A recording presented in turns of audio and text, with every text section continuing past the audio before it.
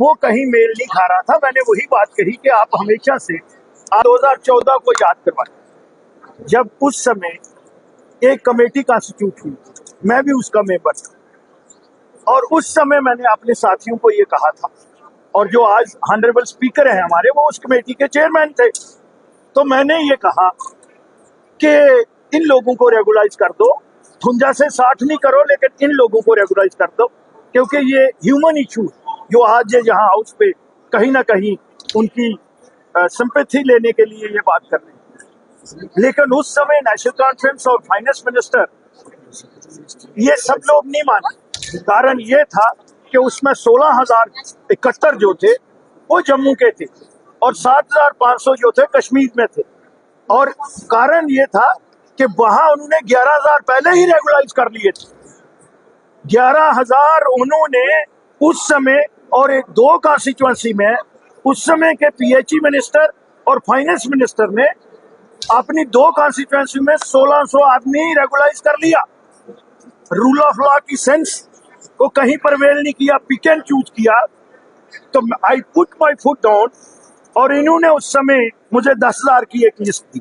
वो लिस्ट आज भी मेरे पास है, हैंड रिटन, मेरे सहयोगी ने दी कि आप इतने और ऐड कर लो क्योंकि कश्मीर में कम है। मैंने कहा 11,000 आगे हैं, आपने रेगुलाइज कर लिए, जम्मू का कोई नहीं किया, और 7,000 18 हो जाते हैं। यहाँ तो 1671 है, और जम्मू का एरिया भी ज्यादा है, हिली टेरन है, और यहाँ बाई स्टेजेस पानी देना पड़ता है, वहां बाई ग्रेविटी पानी आता है। तो मेरे पास बहुत कुछ है। तभी मैंने कहा कि आप लोगों की कथनी और करनी में डे 1 से फर्क रहा है, और कश्मीर सेटलेट जो पार्टी है, चाहे वो पीडीपी हो या नेशनल कॉन्फ्रेंस हो, उन्होंने जम्मू रीजन से, और उनकी सहयोगी कांग्रेस भी थी, मैं अगर कांग्रेस से बाहर आया तो यही था कि वो जम्मू के साथ डिस्पैरिटी करते थे, और हम लोगों को कहते थे कि आप 2.5 डिस्ट्रिक्ट है।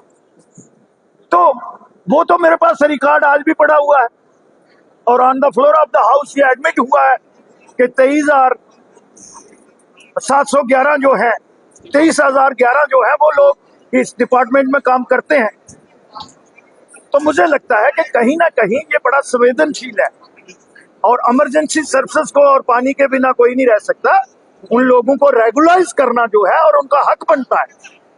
SRO 64, फिर SRO 520 आया, पर ये सरकार तो कुछ बोली नहीं, और ये कह के आए, वादा करके आए कि हम पहली कैबिनेट मीटिंग में उन लोगों को रेगुलाइज करेंगे, और जो 32,000-33,000 असामी पड़ी हुई है वेकेंट, उनको हम 180 दिन में और एक पॉलिसी फ्रेम करेंगे। ना वो आज पॉलिसी नजर आती है, और ये इश्यू को डिबेट करने के लिए कभी स्टेट पे चले जाते हैं, कभी महाराजा को डिस्कस करते हैं, और महाराजा के साथ इन लोगों ने क्या किया हुआ है वो भी हमें पता है। उनको इन्होंने जिला वतन किसने करवाया था, यही लोग थे, आज उसको ग्लोरीफाई करते हैं।